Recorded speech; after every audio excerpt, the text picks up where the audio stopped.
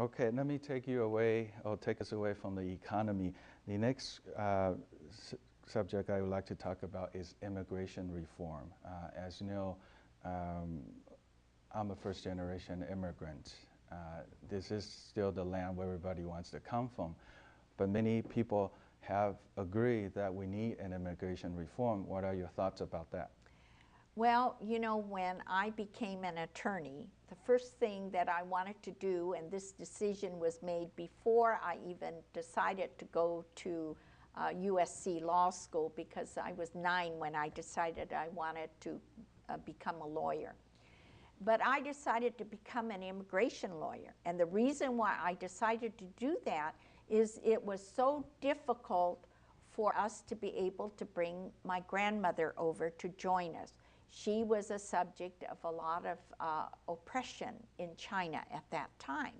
And that's why I know a little bit about immigration law before I even went to law school.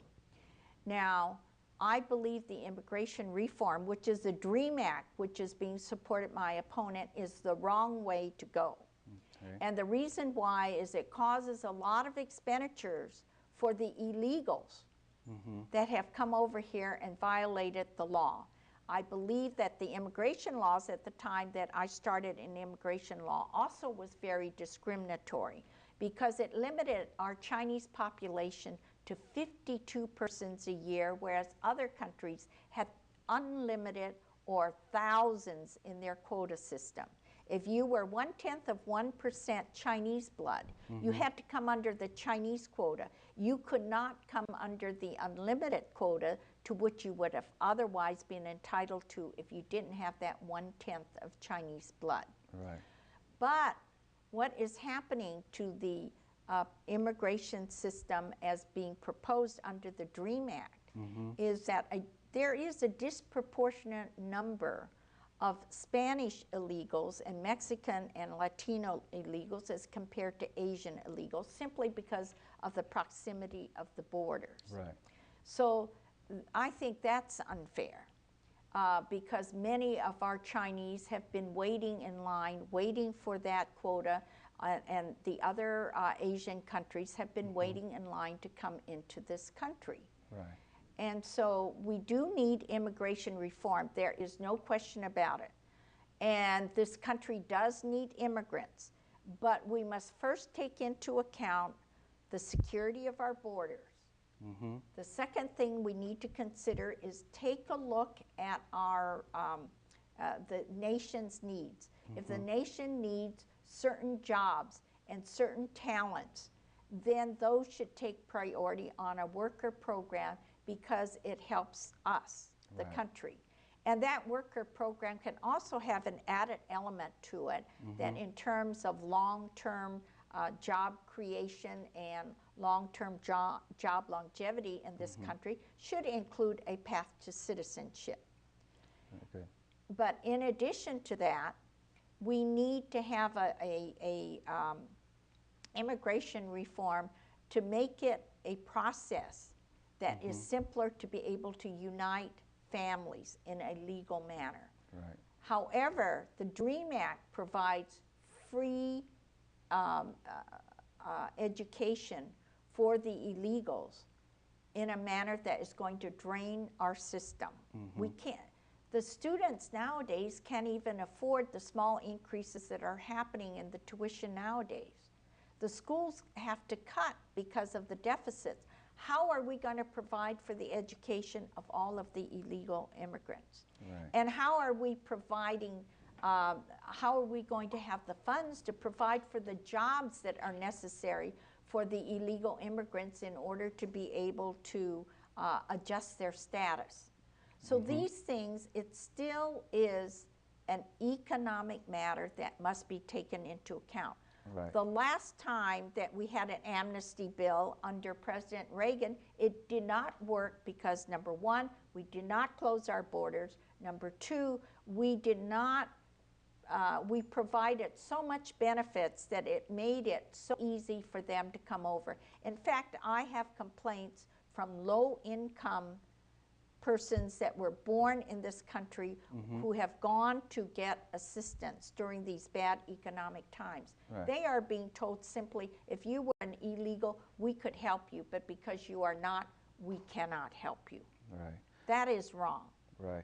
And very quickly, we only got a few minutes left. I'd like to see your thoughts on the relations with China, because as you know, if you've been elected to the Congress, you do have to deal with international relations. And with our viewers, probably one of the things they're very concerned about is our relations with China. There's absolutely no question, but China is emerging as one of the two top economic powers in the world. And United States right now is struggling to keep on top. And unfortunately, if you look at our educational system, we are not turning out the number of skilled students that is necessary to keep on top as compared to what China is doing. And China is concentrating very hard on that. But because of the number of population in China and the trade imbalances, and for the peace of the country, it is so important that we nurture our relationships with China in a manner that it will be, we are working for peace and security for the whole world. Look at the work that they can help us with in terms of North Korea.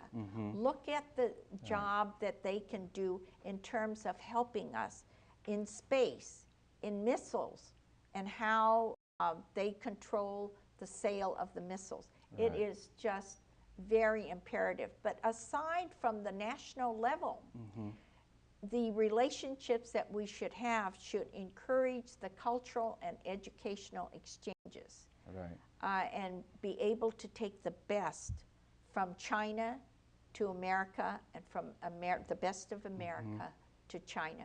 And I think that it has started years ago with Nixon when he broke down the barriers and has continued to increase. Right. I, of course, am still concerned about human rights issues. However, I think the best way to deal with that is in the negotiations that we are dealing with in terms of our international trade, in terms of our exchanges of culture. Right. And very quickly, Councilwoman Chiu, we got about 30 seconds left. What about national health care reform? You know, the lack of affordable health care has hit our Asian community in a very severe manner because many of us are in small businesses.